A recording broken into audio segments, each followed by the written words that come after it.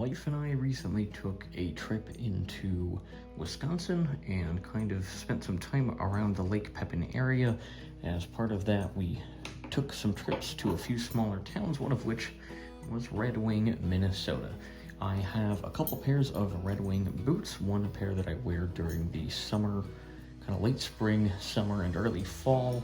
And then the second pair that I wear over the winter. I have, I believe, shown both on this channel on occasion, but it was time to expand what I have from Red Wing, and so I figured I would show what I have. And first is just a top up of my mink oil. This is what I use to maintain all of my boots, my leather products from Red Wing. I prefer their brand just because I know it works well, and I have had great success with the little red tin. So, mink oils part one. Second thing is a belt. This is leather used from their Heritage line of belts. And so I went for kind of a darker brown. It's a very flexible belt. It's got this buckle here. Thanks a look at the tag. I don't know if there's anything relevant. Blind guy problems, but it's uses the same leather as their Heritage line of boots, which is kind of the I guess the upper tier of leather that they use. So that's the belt. I got that primarily for dressing up or use even as a daily belt.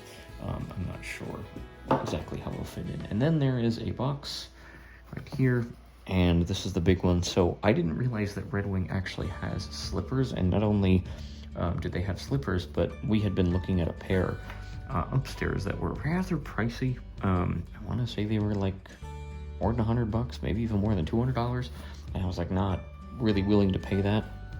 But one of the salespeople said that downstairs, this was in Red Wing, so this was their large kind of headquarters shop, if you will, that they had a pair that were kind of last year's style for a lot cheaper.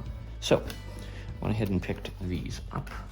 A pair of Red Wing slippers, and I believe these are a size 8 in Red Wing's size. I am traditionally, I believe, a 9 with boots, but I found that these fit me quite a bit better, and I wanted to talk a little bit about them. So the stitching on these is very, very pronounced. I'm blind, but you can really feel the tactile nature of the well-stitched upper to the slipper. And then there is a knot here that does a little bit of adjustment to the slipper itself. I went for the non-fur option. So the inside of this is soft. There is a foot pad here, and then inside there is no fur. And the reason I went for that is because they're kind of good for summer, and I have some pretty big socks I can wear during the winter.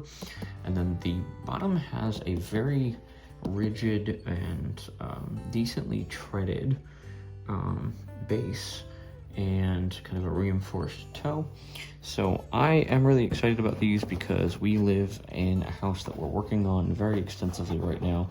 It definitely requires shoes to be worn in the house at all times, and I have a pair of slippers that I'm actually wearing right now that they fit tolerably, but looking forward to kind of making the upgrade. So I'll do a more extensive review if there's interest, but I just wanted to show these off. Like I said, I'm pretty excited about them, and I have, as I said, 2 pairs of Red Wing boots that I wear daily. So I really have a lot of trust in the brand. I've found that their customer service has just been superb, as has the quality of the products. And so I'm really excited about all of this when you put it all together. So just to look at some of the things from Red Wing that I picked up. If you have any questions, comments, queries, theories, concerns, or anything else, please don't hesitate to leave those in the comment section down below. And with all that said, we'll see you soon. Peace.